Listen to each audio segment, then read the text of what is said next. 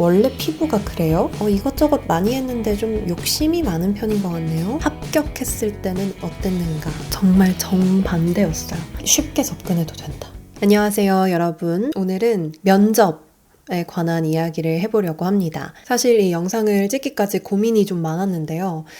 제가 입시 컨설턴트도 아니고 보는 면접마다 족족 붙는 면접의 신도 아니고, 그런데 과연 면접 관련해서 여러분들께 도움을 드릴 수 있을까? 막 이런 고민을 하다가 누군가의 흑역사, 실패의 경험이 나는 저렇게 하지 말아야지라는 그런 반면 교사가 될 수도 있고, 여러 의미에서 제 경험을 공유 드리는 게 도움이 될 것 같아서 한번 이야기해보자 결심을 하고 영상을 찍게 됐습니다. 저는 중학교 3학년 때부터 그 빡세다는 용인외고, 현재는 외대부고죠. 용인외고를 면접을 보고 합격을 했었고, 또 대학교도 연세대학교를 수시로 면접을 보고 들어간 케이스고, 그 어렵다는 아나운서 면접도 수차례, 수십 번 봐봤고 합격했던 경험도 있기 때문에 저의 이런 면접 경험담을 좀 들려드리는 게 면접을 앞둔 분들께 도움이 되지 않을까 생각을 했습니다. 자, 우선 제가 다년간의 면접을 통해서 구축한 저만의 데이터베이스로 면접에서 꼭 필요한 5가지 요소를 먼저 말씀을 드릴 건데, 면접 일정이 잡히기도 전에부터 면접 당일날 갖춰야 하는 것까지 이렇게 타임라인 순으로 말씀을 드려볼게요. 면접 일정, 어떤 회사에 면접을 보러 갈지도 모르는 상황일 때, 그냥 나 이거 할 거야만 정해졌을 때는 어떤 걸 해야 하느냐, 나에 대한 분석이 필요합니다. 저는 이렇게 했어요. 0살부터 지금 제 나이로 치면 28살, 27살까지 0, 1, 2, 3, 4, 5, 6, 7, 8, 28 이렇게 해놓고 그 해에 있었던 중요한 에피소드를 옆에다 적습니다. 그래서 내 에피소드 정리, 그리고 내 장점 정리, 이런 게 좀 필요하고요. 두 번째, 이제 내가 어떤 회사에 언제 면접을 보러 갈지 정해졌다 라고 하면 그때부턴 회사 분석을 해야 합니다. 어떤 걸 중점적으로 보는 회사고, 성격이 어떤 회사인지, CEO의 인사말이라던가 비전 이런 거, 인재상 이런 걸 좀 공부를 해야 되는 거고, 그 다음엔 이제 면접 당일날 갖춰야 되는 건 자신감과 솔직함과 질문 의도 파악하기입니다. 저는 이 중에서 질문 의도 파악하기가 제일 중요한 포인트라고 생각을 해요. 제가 이 의도를 파악하지 못해서 불합격하고 실패한 흑역사인 면접이 정말 많습니다. 그걸 이제 지금부터 풀어드릴게요. 가장 기억에 남는 에피소드는 지역 KBS 최종 면접을 보러 갔었을 때였습니다. 이제 1차 서류 통과하고 카메라 테스트도 통과해서 면접만 남겨둔 상태예요. 그때 화가 날 땐 어떻게 하시나요? 라는 질문을 받았어요. 근데 저는 화가 잘 안 나는 사람이에요 라고 답변을 해버린 거예요. 저는 이때 저라는 사람의 성격, 그러니까 나의 장점에만 꽂혀 있었던 거예요. 저는 근데 실제로 화를 잘 안 내는 편이거든요. 그래서 나는 화 안 내고 좀 둥글둥글 잘 지내는 사람이다라는 걸 말해야지 라고 해서 그렇게 답변을 했는데, 생각해보니 면접관들은 질문의 의도가 그게 아니었었던 거예요. 이걸 왜 물어봤을까요? 이 사람이 갈등 상황이 생겼을 때 막 누군가랑 치고받고 싸우는 것뿐만 아니라 억울하거나 분하고 힘든 상황이 닥쳤을 때 어떻게 갈등을 해결하는가를 궁금해 하셨던 거죠. 근데 저는 그냥 내 성격에 대해서만 이야기해야지 라는 거에 꽂혀 있었던 것 같아요. 만약에 그렇게 화를 잘 안 내는 성격이다라고 말을 할 거였으면 그들이 원하는 대인관계 예시를 들면서 이렇게 갈등 상황이 있었음에도 불구하고 저는 화를 잘 내지 않는 타입입니다 하면서 제가 갈등을 어떻게 해결하는지를 얘기를 했었어야 되는 거죠.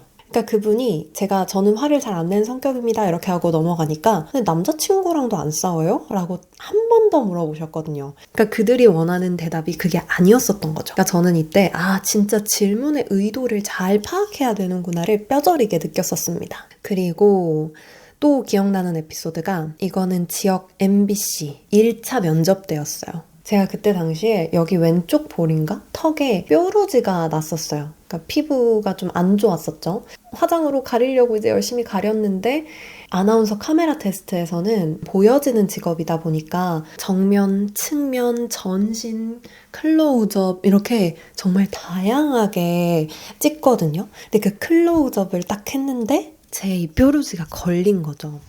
그래서 그분이 원래 피부가 그래요?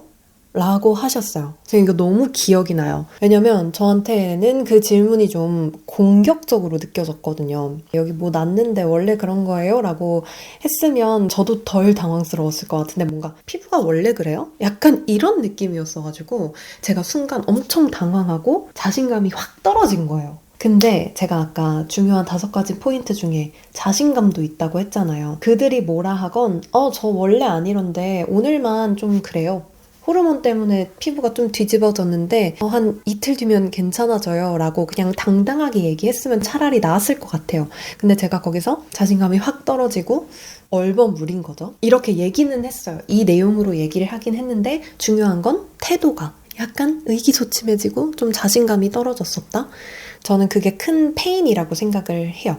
면접을 실패한 원인이라고 생각을 합니다. 그리고 이거는 회사 분석에 대한 저의 착각이었었는데 이것도 지역 KBS 최종 면접이었습니다. 이것도 뉴스와 프로그램 중 어떤 게 본인이랑 더 잘 어울리는 것 같아요? 라는 질문을 하셨어요.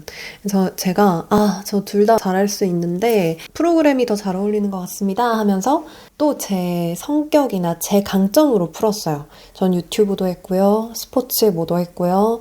막 MC나 리포터 이런 거 했고요. 다양한 경험이 많기 때문에 이러면서 프로그램 진행을 잘한다 로 풀었는데 면접이 끝나고 생각해보니 지역 KBS는 뉴스의 비중이 거의 다예요.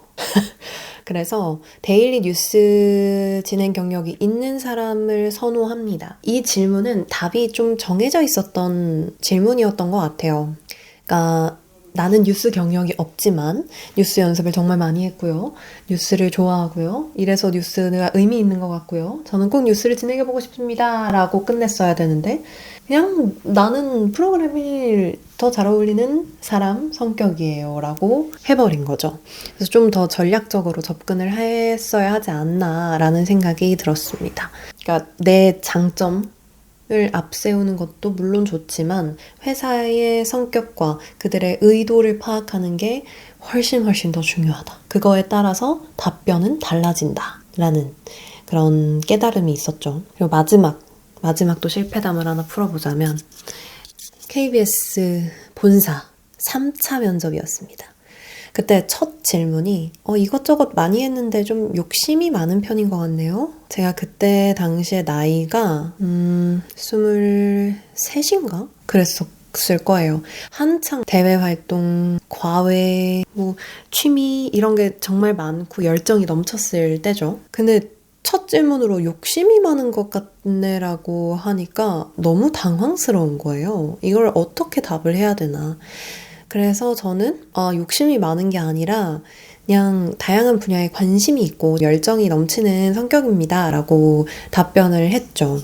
근데 제 생각에는 이거는 회사의 성격도 있었던 것 같아요. 뭔가 막 이것저것 이렇게 다 건드려보는 사람보다는 좀 진중하게 한 가지 길을 파는 그런 사람을 원하셨을 수도 있고 아니면 좀 더 겸손하게 저희 어머니께서는 이렇게 하면서 부모님 얘기를 하는 거죠. 후회가 없도록 20대 때 많은 경험을 해보라고 하셨습니다 하면서 좀 그렇게 풀어나갔어야 되는데 그냥 나는 열정 막 대학생야 이렇게 해버리니까 그들 입장에서는 어리게 봤을 수도 있고 좀 성격이 안 맞는다라고 생각을 하셨을 수도 있고 회사의 성격 분석 실패였지 않았나 이것도 생각이 듭니다. 여기까지 저의 흑역사 아닌 흑역사 실패담이었고요. 그렇다면 합격했을 때는 어땠는가? 를 말씀을 드려볼게요. 실패했을 때와 정말 정반대였어요. 자신감이 완전 뿜뿜했고 모르면 모른다고 솔직하게 이야기를 했고요. 그리고 내 장점을 되게 직관적으로 잘 설명했고 회사에 대한 분석도 완벽했습니다. 스포츠 방송사 면접 봤을 때 그때는 5차까지 봤거든요. 제 기억상. 1차, 2차, 3차, 4차, 5차. 한 5번 봤을 거예요. 그 5번 동안 저는 제가 최종 합격을 할 거라고 기대를 안 했어요. 그러다 보니까 그냥 막 내뱉는 거예요. 엄청 자신 있게 했어요. 아, 떨어지면 어떡하지라는 불안한 느낌도 아예 없었고 그냥 될 대로 되라. 약간 이런 마인드로 면접에 임했거든요. 근데 그게 저는 오히려 자신감 있는 모습으로 비춰졌을 것 같더라고요. 제 장점을 되게 어렵게 생각하지 않고 면접 들어가기 10초 전에 생각을 했거든요. 스포츠 방송은 선수들을 만나야 되는 경우가 많으니까 선수들은 보통 키가 다 크잖아요. 그리고 그 회사는 농구 막 이런 걸 주로 중계하는 방송사였기 때문에 농구 선수 키 얼마나 커요. 그래서 한 화면에 잡히지 못해서 발판 같은 거를 쓰는 아나운서들도 있단 말이에요. 근데 저는 난 그럴 필요 없다. 나는 키가 크다. 그리고 좀 건강한 활발한 에너지를 뿜는 사람이고 이거는 목소리나 태도를 통해서 바로 직관적으로 보여줄 수 있는 거라고 생각을 했어요. 그러고 나서 면접에 딱 들어갔더니 자기소개를 해보라고 하시더라고요. 그래서 저는 그걸 첫 문장으로 했었던 것 같아요. 쭉쭉 뻗은 키와 뭔가 이렇게 밝은 활발한 에너지로 스포츠 방송을 하겠다 이런 식으로 기선제압을 딱 했었거든요. 근데 저는 그때 당시엔 좀 후회를 했었거든요. 아, 왜 이렇게 유치하게 말했지? 좀 더 멋있게 말할걸 이라고 생각을 했는데 아니었어요. 장점이라는 건 진짜 딱 확실하고 직관적이어야 되더라고요. 그들이 납득할 수 있도록. 제가 큰 키, 밝은 에너지를 딱 보여주니까 그러네, 장점이네 라고 생각을 하신 거죠. 그러니까 되게 별거 아닌 것 같은 걸 되게 별거인 것처럼 그들을 설득하는 거죠. 그러니까 면접도 어찌 보면 설득의 한 과정이잖아요. 그러니까 그게 좀 먹혔었던 것 같아요. 그래서 내 장점에 대한 직관적인 분석과 자신감 이 먹혔던 케이스다. 그리고 고등학교 면접을 봤을 때도 비슷한 예시가 있어요. 고등학교 면접을 볼 때는 공통질문을 4개를 주시는데 그 4개를 10분인가 15분 만에 생각을 해야 돼요. 그때 당시 중3이 생각하기에 되게 어려운 주제였었는데 첫 번째가 나를 4글자로 표현한다면, 두 번째 10만 원권 지폐에 누군가가 들어간다면 뭘 넣을 건지, 인물도 되고 뭐 사물도 되고 상관없대요. 세 번째는 문과, 이과, 국제 이렇게 글로벌 다 포함해서 융합적으로 뭔가 해결할 수 있는 분야는 뭐고 뭐 그런 구체적으로 설명해라 이런 거였고, 네 번째가 잘 기억이 안 나요. 이렇게 4개를 주셨었는데 저는 1번이 제일 쉽다고 생각을 해서 그걸 나중에 생각하자 하고 나머지 3개를 골똘히 막 고민하다가 갑자기 시간이 1분 남았다는 거예요. 나 1번 아직 생각 하나도 못했는데 큰일 났다 하다가 머릿속으로 사자성어도 굴려보고 나를 비유적으로 표현할 수 있는 건 뭐지? 막 이렇게 생각을 하다가 도저히 생각이 안 나서 그냥 발전 가능이라고 했어요. 근데 제 생각에 이 4글자라고 표현을 하라라고 했을 때 저처럼 말하는 사람이 거의 없을 것 같거든요. 뭐 스마트폰 아니면 어려운 사자성어 이런 거를 보통 생각하지. 근데 그냥 발전 가능이라고 엄청 쉽게 내뱉어 버린 다음에 이건 준비도 안 했어요.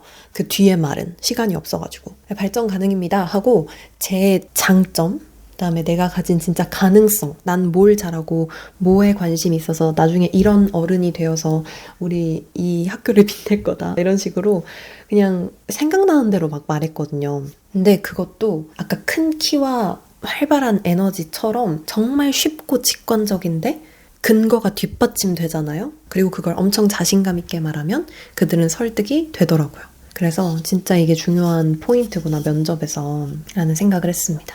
제가 그 KBS 본사 시험을 봤을 때 KBS 한 프로그램을 저한테 기획을 해보라고 하셨어요. 제가 유튜브도 하고 하니까 좀 색다르게 젊은 층들이 보기 좋게 한번 프로그램을 바꿔봐라 막 이랬는데 그때도 사실 그냥 쉽게 접근해서 별거 아닌 걸 되게 별거인 것처럼 자신감 있게 얘기했으면 면접의 결과가 또 달라졌을 수도 있지만 저는 왠지 막 KBS 본사고 내가 진짜 몇십 년 동안 꿈꿔왔던 꿈에 지금 거의 문턱 앞까지 와 있는데 이거를 별거 아닌 걸로 그냥 말을 못 하겠더라고요. 그래서 혼자 막 골똘히 생각하다가 결국 망했어요. 진짜 이상하게 말했어요. 너무 어렵게 접근을 한 거죠. 그래서 여기서 드리고 싶은 깨달음은 쉽게 접근해도 된다. 면접관들은 우리에게 그렇게 큰 걸 바라지 않더라고요. 그 다음에 또 면접에 합격할 수 있었던 요인 중에 하나는 꼼꼼하게 공부하는 거. 이거는 뭐 당연한 말이긴 한데 스포츠 방송사 면접을 봤을 때 리포팅 원고를 주셨거든요. 리포팅 원고를 주시고 이 원고를 연습을 하고 면접이 진행될 거다라고 전날인가 말씀을 해주셨던 걸로 기억해요. 근데 제가 그 리포팅 원고를 용어 하나하나를 다 공부를 했었어요. 저는 스포츠를 막 좋아하는 편이 아니었었거든요. 그래서 퀄리티 스타트 뭐 이런 좀 생소한 용어들에 되게 무지했었거든요. 근데 원고에 그런 용어가 있을 수 있잖아요. 그래서 내가 모르는 용어가 있나 체크를 하고 그거에 대한 정의와 언제 이런 게 있었는지까지 최근 예시들도 막 정리를 했었고 실제로 그게 면접 질문으로 나왔었어요. 그 용어 뜻 알아요? 이렇게 원고 리딩만 하고 내 개인 질문으로 넘어가겠지라고 안일하게 생각을 하지 말고 그런 리딩 원고에 있는 단어 하나라도 좀 꼼꼼하게 봐야 한다. 근데 내가 진짜 모른다 하면 진짜 모른다고 솔직하게 이야기를 하는 게 좋습니다. 지금까지 저의 면접 경험담에 대해서 일부 공유를 한번 해봤는데요. 이렇게 떠올리고 나니 좀 되게 별거 아니고 되게 웃기네요. 그 면접 당시에는 엄청 떨리고 이게 인생의 다일 것 같고 이랬는데 또 그건 아니네요. 제가 저번 사주 겟레디윈미에서도 말씀드렸다시피 저는 제가 하고 있는 모든 일의 대전제가 내가 알고 있는 거, 나의 경험, 나의 지식을 공유해서 뭔가 다른 사람을 돕자라는 게 저의 대전제라고 했잖아요. 현재 드림메이트에서도 면접 스터디를 진행을 하고 있습니다. 저희가 이 면접 스터디는 따로 홍보를 하지 않았었어요, 지금까지. 그냥 드림메이트 수강생 분들이 아는 정도로만 현재 운영이 되고 있고 공격적인 홍보는 안 했었는데 이게 만족도가 너무 높아서 취업을 준비하거나 뭐 입시를 준비하거나 이렇게 면접을 앞둔 분들이 정말 딱 한 번 이 면접 스터디를 들어와서 저희의 노하우를 다 알아가셨으면 좋겠다라는 생각이 이제 들더라고요. 드림메이트 면접 스터디에서는 스피치 스터디와 마찬가지로 20일 기준으로 진행이 되고요. 1일차 미션부터 20일차 미션까지 매일 평일 자정에 미션을 올려드립니다. 어떤 걸 올려드리냐면 저희가 그동안 봐왔던 면접 경험들을 토대로 질문을 드려요. 매일매일 다른 질문을 드리고 그 다음에 포인트를 짚어드립니다. 이때는 이걸 말하시면 안 돼요. 이때는 이렇게 말하면 좋아요. 그리고 이 질문의 의도를 좀 설명을 해드립니다. 이 질문을 하는 의도는 뭐냐면요. 블라블라블라블라 이렇게 설명을 해드리고 뭐 예시 답변 같은 것도 저희가 알려드리고요. 그 다음에 마지막으로 드림메이트 스피치 스터디에서 하는 스피치 관련 꿀팁들도 매일매일 참고 영상으로 전달을 드립니다. 누군가의 시행착오가 좀 적었으면 하는 바람으로 이 스터디를 만들게 되었고요. 새로운 기술을 모집하고 있습니다. 1월 31일까지 신청을 받고 2월 한 달 동안 진행을 하게 됩니다. 내가 이 면접 때문에 너무너무 힘들었을 때 이런 가이드를 주는 어떤 스터디가 있었다면 정말 좋았겠다 싶더라고요. 면접 학원 너무 비싸고 또 친구들끼리 하는 면접 스터디는 피드백이 좀 객관적이고 그러기 쉽지 않아요. 면접 스터디 드림메이트 분들이 또 서로 릴레이로 피드백을 해주는 방식으로 진행이 되기 때문에 객관적이고 솔직한 피드백을 받을 수가 있습니다.